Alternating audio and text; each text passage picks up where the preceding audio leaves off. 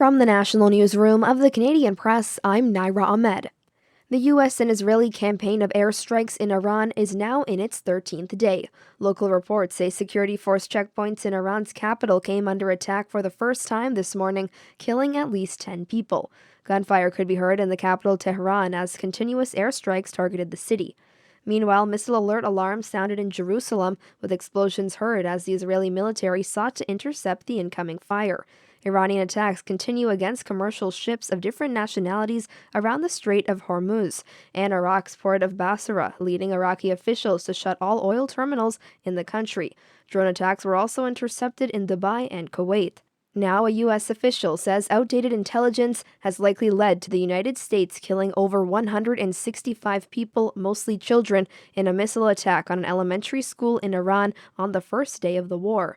Now, over 45 Democratic senators are demanding answers from the Trump administration.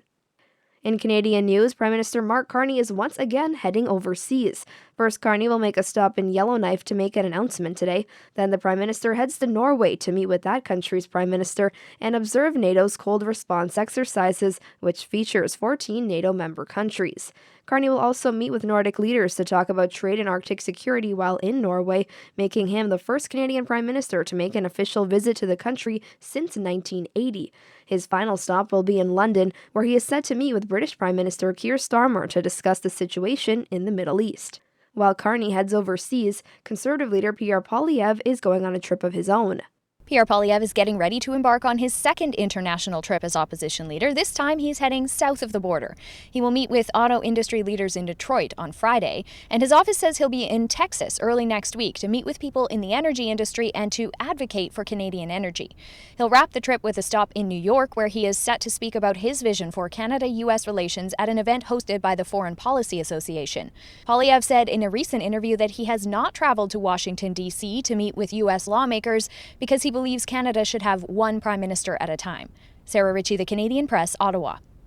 And new rules are now in effect limiting the fees that banks can charge customers who don't have enough money in their accounts to cover a check or other pre-authorized charges. The new cap on non-sufficient funds fees is set at $10 for personal deposit accounts. The changes, which kicked in today, also prohibit banks from charging more than one NSF fee in a period of 2 business days for the same deposit account and ban charging such a fee when the account shortfall is under $10.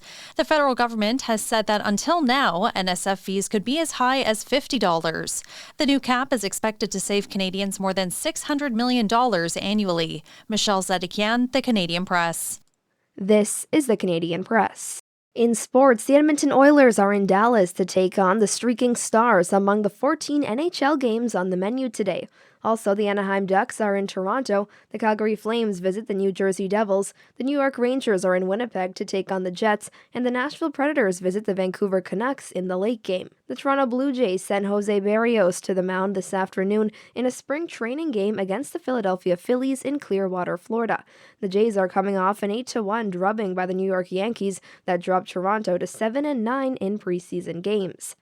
And Canada takes on the United States in the quarterfinals of the World Baseball Classic tomorrow in Houston.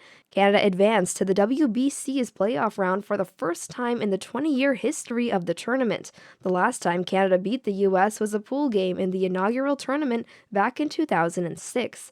Italy and Puerto Rico will square off in another quarterfinal on Saturday in Houston. From the Canadian Press, I'm Naira Ahmed.